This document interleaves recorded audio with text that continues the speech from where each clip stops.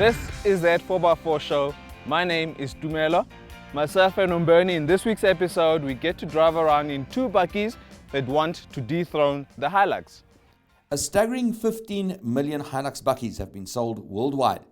And although the current Hilux is by no means at the cutting edge of the 4x4 double cab brigade anymore, it still offers a compelling option in the bakkie segment. With strong resale value, proven mechanicals and a reputation that is as good as South African Biltong and Sunshine, the Hilux still rakes in the sales, despite sporting a few grey hairs. And over the last couple of years, two contenders have challenged the king. And this is the first one, a Ford Ranger. This is the top-of-the-range Wildtrak 3.2 TDCi Auto 4x4 version, which sells for 522,000 Rand. Now that seems like a lot, but this version is loaded with kit. It gets the load bin slide cover, fancy leather for the seats, and unique styling details which make it stand out in a crowd of other Rangers. And crowds of Rangers there are for sure. In recent years, the Ranger Double Cab has been the only competitor that on occasion actually outsold the Toyota Hilux double cabs, a feat last achieved by the Isuzu KB in the 90s. The reasons for the Ranger's success are pretty obvious. Firstly, it's modern, combined with a dash of toughness. A bit like Bear Grylls wearing a tuxedo, topped off with a felt hat. Rugged but pretty. It's also loaded with kit, which includes a cabin that would be at home in any modern SUV. This Ranger is powered by Ford's 3.2-litre 5-cylinder Duratorque diesel engine. It delivers 147 kilowatts and 470 newton meters of torque at just 1,500 RPM, and in this version, it is coupled to a 6-speed automatic gearbox. This combination works very well, but if you press along in the Ford, the gearbox does seem to get a little bit flustered, and the 5-cylinder engine did not seem particularly keen on higher revs either. Use all that torque to do the talking though, and this Ranger is magic to drive. Which brings us to crown contender number 2, the latest Isuzu KB. The latest KB arrived here in 2013 after Isuzu fans were kept waiting for eons for the new model to arrive. Very much like the Toyota Hilux fans are waiting for the next generation Hilux. Anyway, when the KB did finally break cover, it was met with a somewhat muted reception. Although it certainly gained some points in the aesthetics department, the drivetrains were essentially carryovers from the previous model. This is not necessarily a bad thing, as any Isuzu fan would highlight. The 3-litre D-Tech engine has proven itself over many years as a reliable, hard-working mill with plenty of low-down grunt for tough workhorse applications.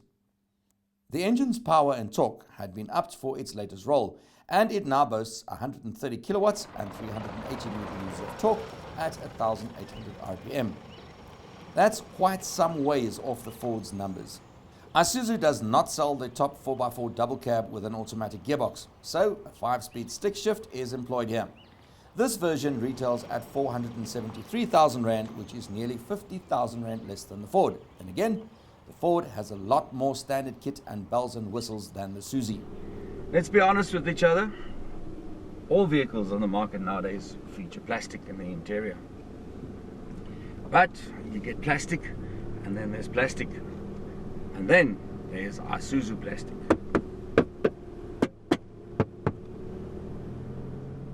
To really put the two crown contenders to the test, we've brought them to the McCarthy 4x4 Club's Rhino Park mountain route.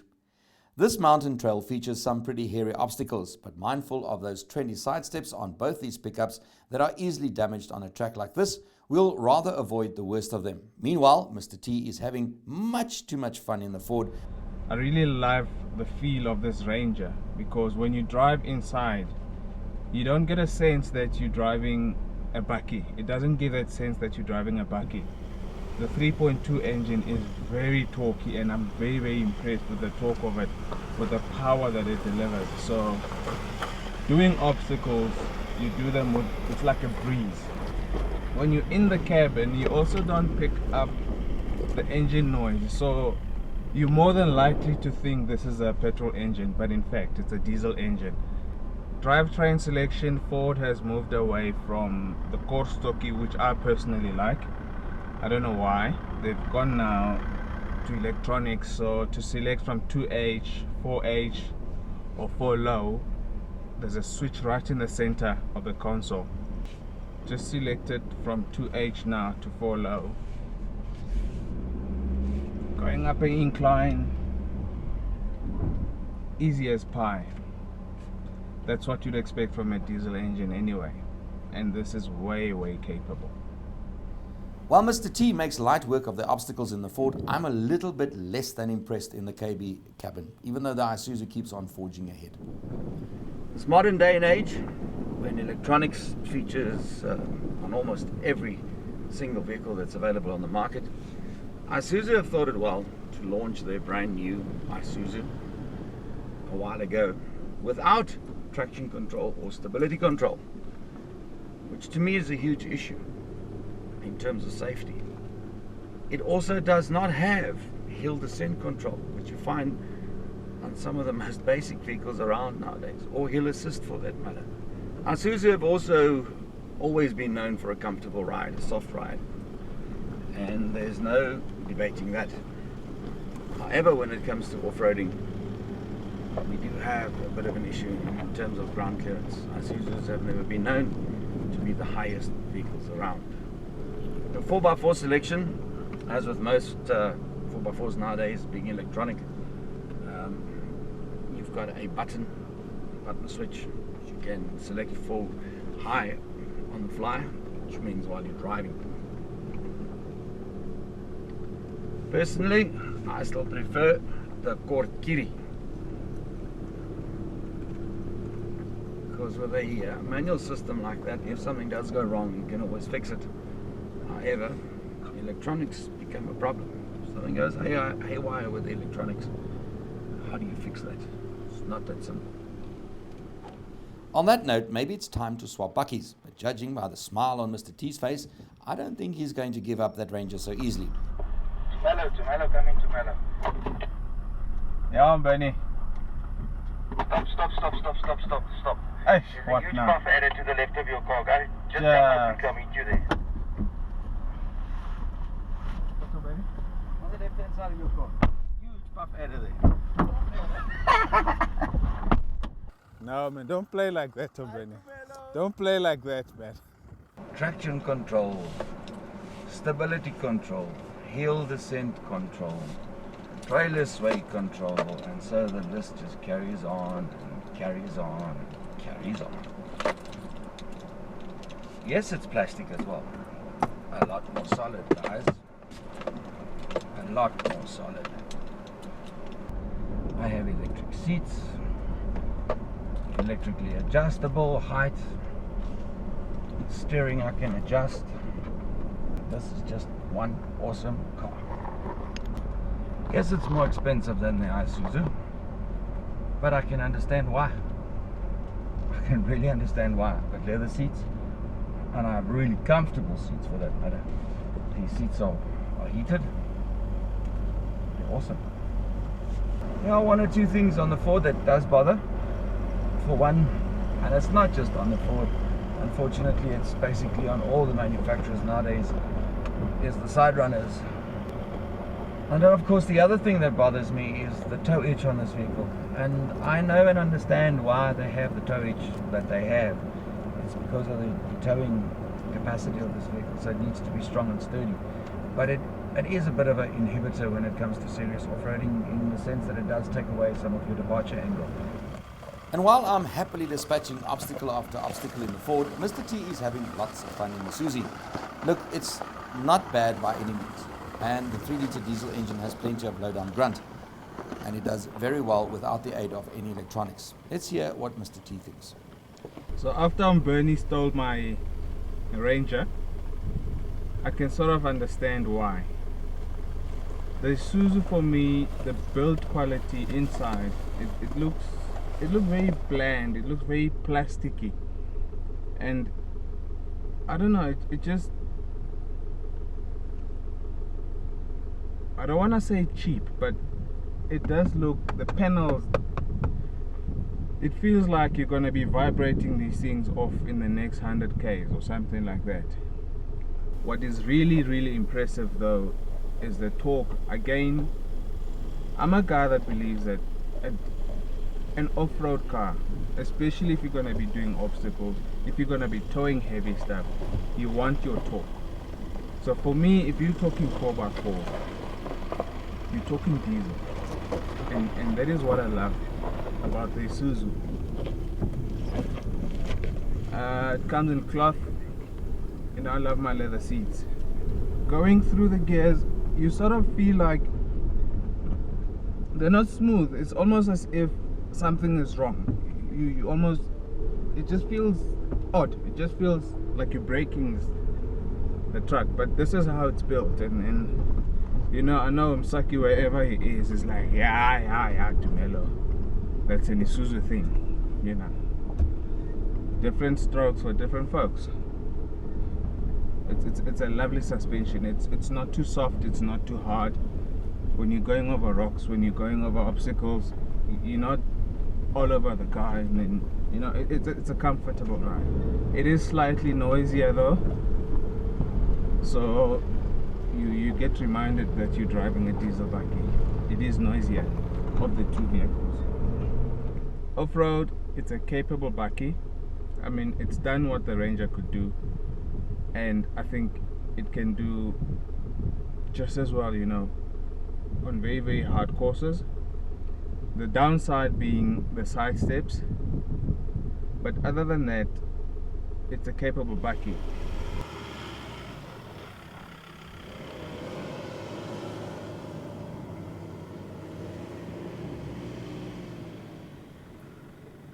Honestly speaking, I'd go for the Ford. Why? Slightly more luxurious. It's got all the bells and whistles. It also, to me, it feels like a better build quality vehicle. That was a bit too much plasticky. And if you've got to compare apples with apples, yes, the Ford is more expensive, but that's also the Wild Track. It's got a lot more extras on it. 50,000 between the two of them. But there's a lot more extras on the Wild Track. Yes, so if yes, you were to I go agree with to a you. standard Ford Ranger, I think they're more or less priced the same.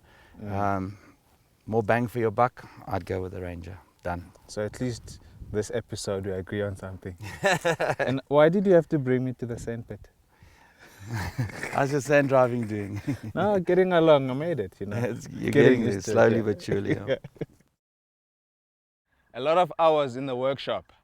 Blood, sweat, tears, and a lot of fluking. But nonetheless, here is the Jeep. As one of our project vehicles, we first decided to put it to a few tests to see how good or bad the stock Ruby actually is. To do that, we entered into a 4x4 competition and reached for a Dream Fun Day at Base 4. Competing against a plethora of modified 4x4s, including a number of hot Jeep Wranglers, we managed to pilot the stock standard Jeep over all the obstacles, over all the rocks, and through all the mud and water that the bigger wheeled 4x4s went. So there we were, with one 3-door Rubicon and a quest to turn it into some kind of special project vehicle. The 3-door Rubicon's single biggest drawback is space. There just isn't much of it. And there is simply no space to, for instance, fit a long-range fuel tank to increase the driving range. So if you are looking at overlanding, the 5-door version is clearly the better option in so many ways. And then the penny dropped around a few beers. What about the ultimate 2-person trail 4x4? With the capability of sleeping and feeding and showering its 2 occupants. Yes, sirree, Project Rubicon was a go-go. It went to visit the lads at the 4-wheel drive trucking company in Pretoria for a number of months. A new front bar, rear bar and wheel arches were specially developed for this extreme trail vehicle. A set of awesome 35-inch Mickey Thompson mud terrains and new rims were added, along with an Arctic suspension upgrade. Front-runner roof rack was added, along with jerry cans, a water tank for that shower, as well as a new 2-man rollout tent from Tenco. Meanwhile, a meaty top-mount winch was added to the custom trail bar, and LED spotlights for Africa were fitted all over the show. This Jeep makes day of night, make no mistake. Inside the cabin, the rear seats were removed, and in their place, an alu-cab drawer system was fitted along with the fridge. The rear windows were also removed and replaced with black fold-up panels. The bigger wheels robbed the V6 engine of a few horses, so the Ruby was sent to Rob Green Motorsport in Randburg for a Stage 1 conversion. This conversion entails the fitment of a custom 76mm free-flow exhaust system. To performance air filter replacement, and Unichip engine management plug-and-play system. After all the goodies were fabricated and fitted, the Jeep was fine-tuned on RGM's state-of-the-art dyno. The result was 240 kilowatts of power and around 360 Newton meters of torque. But the proof of the pudding is in the tasting. Here she is, the Ruby Trucking Wrangler, courtesy of Jeep South Africa, the four-wheel drive trucking company and various other partners. It really does look the business, with the larger-than-life front bar designed for extreme rock crawling, setting the scene up front. And then there are the myriad of LED lights, lots and lots of lights ranging from the speaker LED replacement headlights to the X-ray spots and massive LED light bar on the roof rack. The big and beautiful wheels, the higher ride, the sleek roof rack with a high lift jack, spade and other accessories. The thing with this Jeep, we reckon, is the proportions. The proportions are just right. Bigger or smaller wheels would have looked out of place. More stuff on the roof would have looked out of place. And if we had mounted a more discreet bull bar, random people would not ask why our Jeep has an erection. A more subdued exhaust system would not have scared old ladies and not have made people stop dead in their tracks with a great Scott expression on their faces. This Jeep is all about capability and ability and about making bystanders go, what the? However, talk is cheap. It's time to find out if the Ruby Trucking Jeep is all show and much less go.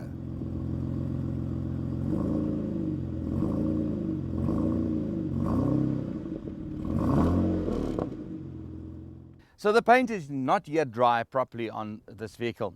So it's not going to be a serious shakedown. It's just to test to see that everything is working. Which is why we needed somewhere rough and somewhere tough, and we know just such a place.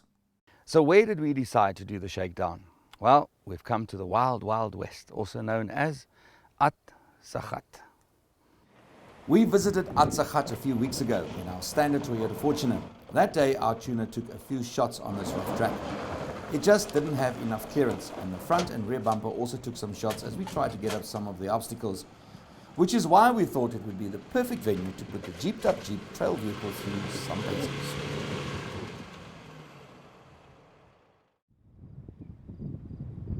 Okay, we're back at At Sakhat 4x4 trail with our project Jeep Rubicon, and it's time for its first test of obstacle, a little rock test.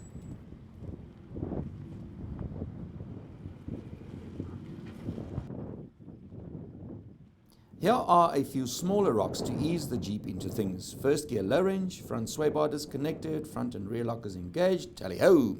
Let's see how far we can get.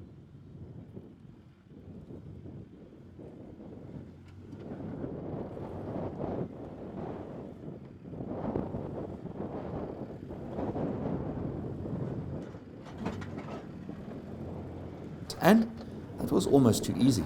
We'll need something bigger and more challenging. Like this.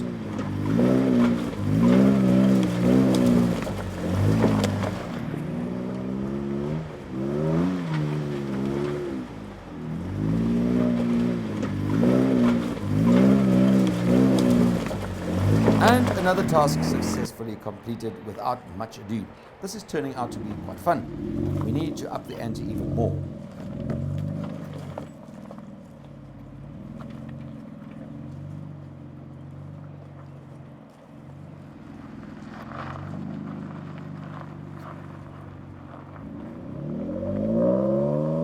Right, so this is what the Jeep is supposed to be really good at, rock crawling. Big rocks that will make any lesser 4x4 spring and oily before it even attempts to climb the first rock. Off we go, slowly, slowly. Just look at that approach angle. That's just amazing. The big Mickey Thompsons grip and flex their way over that first hurdle, but a few more remain.